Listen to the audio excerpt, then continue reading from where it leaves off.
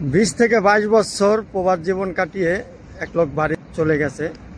তো যাবার সময় হাত মিলিয়ে গেল, আনুমানিক বয়সটা হবে 50-এর কাছাকাছি।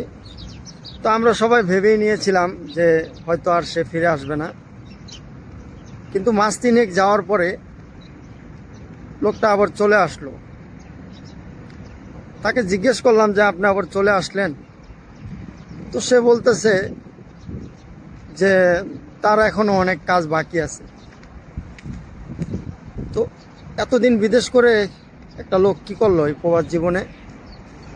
তো তার কাছে জিজ্ঞেস করার পর কোনো কিছুই হলো না, কারণ তার এখনো অনেক কাজ বাকি রয়ে গিয়েছে। তো আমরা যারা প্রবাস করতেছি তাদের সবার প্ল্যানের ভুল আছে। আসলে আমরা সবসময় ভাবি যে হয়ে যাবে, কিন্তু আসলে সময় মতো সেটা হয় না। এই জন্যই প্রতিটা প্রবাসীরই প্রয়োজন যে প্ল্যান করে তারপরে প্রবাস জীবন কাটান। কারণ বয়স তো আর এটা থাকবে না, একটা সময় তো আর শরীরে শক্তি থাকবে না যে আপনি কিছু করবেন। আমাদের এটাই সবচেয়ে বড় ভুল, যে আমরা কোনো কিছুই করি প্ল্যান করে করি না, যার কারণে আমরা এতটা পিছিয়ে।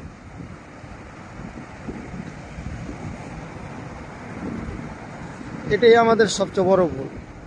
তো প্রত্যেকটা প্রবাসীরই উচিত যে যখনই যাই করুক না কেন প্ল্যান করে করা উচিত। কারণ যখন নাকি একটা মানুষের 50+ হয়ে যায়, তখন বললাম তার শরীরে সেই পরিমাণ শক্তিটা থাকে না, যেই পরিমাণ শক্তি সে একটা কাজে কর্মে লাগাবে। তো প্রতিটা প্রবাসী ভাবা উচিত যে আমরা সবসময় প্রবাস জীবন কাটাবো না, একটা সময় নিজের গন্তব্যে ফিরে যেতে হবে।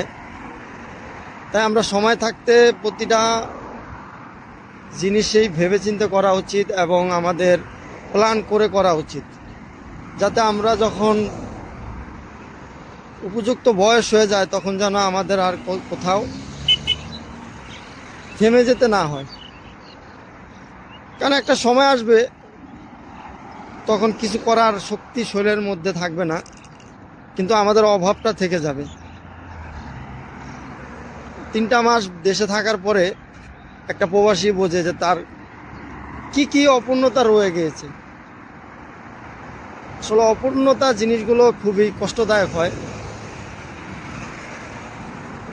কারণ যে ছুটিতে যায় সেই বোঝে আসল কষ্টটা কোথায়।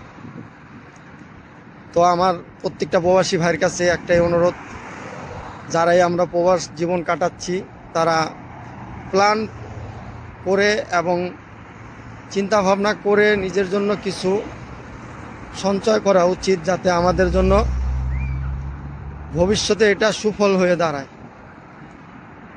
কারণ একটা সময় আমাদের শরীরে সেই শক্তি থাকবে না যে আমরা শক্তি খাটিয়ে কিছু একটা করব। তো ভালো থাকেন আমার প্রাণপ্রিয় প্রবাসী ভাইয়েরা। আর অবশ্যই আপনারা সবসময় নিজের চিন্তাটাই করবেন এবং সবসময় নিজের চিন্তা করবেন এবং নিজের যত্নও নেবেন। আল্লাহ হাফেজ।